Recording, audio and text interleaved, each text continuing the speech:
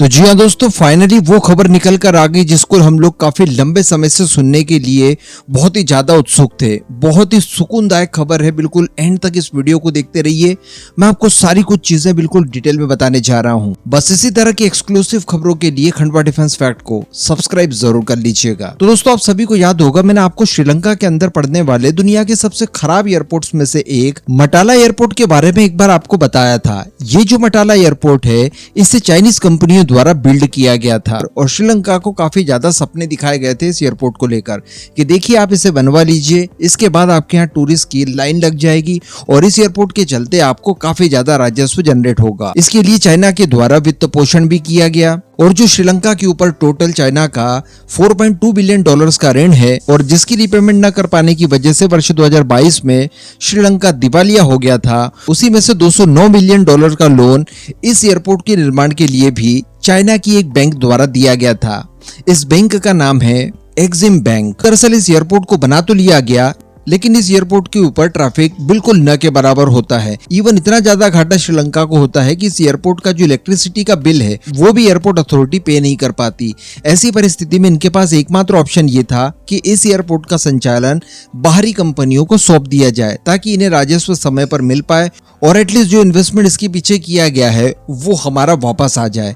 इसके लिए मैंने आपको बताया था कि चाइना खुद भी प्रयासरत है कि कैसे न कैसे करके इस एयरपोर्ट को अपने कब्जे में ले लिया जाए। इवन चाइना द्वारा इसे अपने कब्जे में लेने के लिए ही बनवाया गया था, क्योंकि एक मजेदार बात मैं आपको बता दूं कि इस एयरपोर्ट से हम्बनटोटा पोर्ट वही है जो कि चाइना द्वारा रिसेंटली 99 सालों के लिए लीज पर लिया गया है और इसी पोर्ट के ऊपर चाइना अपने स्पाई वेसल भी कई बार डॉक करता है।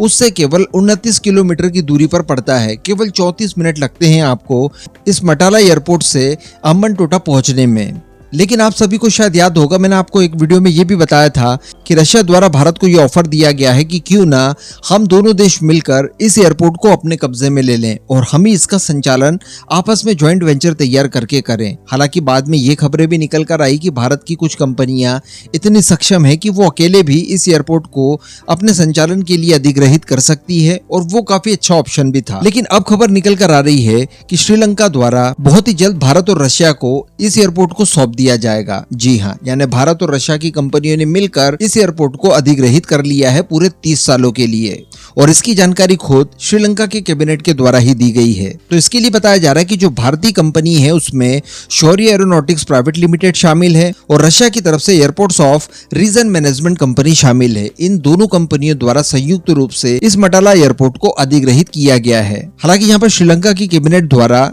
ये तो जाहिर कर दिया है कि भारत और रशिया की कंपनियों ने इसे अधिग्रहित कर लिया है, लेकिन अधिग्रहण के लिए कितनी लागत लगी है, कितना पैसा दिया गया है, इसके बारे में जानकारी अभी तक नहीं दी गई है। तो खैर जो कुछ भी हो, लेकिन अच्छी बात यहाँ पर देखने के लिए यही मिल पा रही है कि श्रीलंका का एक और एसेट चाइना के हाथों में जाने से भारत और रशिया द्वारा ज्वाइंटली बचा लिया गया है और ये एसेट हमारे लिए बहुत ही महत्वपूर्ण हो सकता है, क्योंकि जैसा कि मैंने आपको बताया केवल 34 मिनट का रास्ता है जब आप यहाँ से हम्बनटोटा पहुंच जाते हैं। तो ऐसी परिस्थिति में भारत यहाँ से निगरानी रख पाएगा कि हम्बनटोटा में इस समय चाइना एक्चुअली कर क्या रहा है। हालांकि ऐसी खबर आती तो ज्यादा अच्छा होता कि किसी भारतीय कंपनी ने पूर्ण रूप से इस मटाला एयरपोर्ट को अपने अधिग्रहण में ले लिया है, लेकिन ये भी बुरी खबर नहीं है कि रशिया के साथ मिलकर फिर इसको अधिग्रहित किया गया है। चाइना के ऊपर नजर बनाए रखने के लिए और चाइना के हाथों श्रीलंका के एसेट जाने से रोकने के लिए ये एक बहुत ही अच्छी स्ट्रैटेजी है। हालांकि इसके अलावा भी 2 और इस तरह के एयरपोर्ट्स हैं जो इतने खराब तो नहीं है, इवन इंटरनेशनल लेवल के एयरपोर्ट्स हैं वो भी काफी जल्द बिकने के लिए तैयार हैं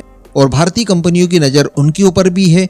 हम लोग उम्मीद कर सकते हैं कि उसे स्वतंत्र रूप से भारतीय कंपनियां अपने अधिग्रहण में ले। बाकी इस पूरे मुद्दे पर आपका क्या मानना है नीचे कमेंट करके जरूर बताइएगा।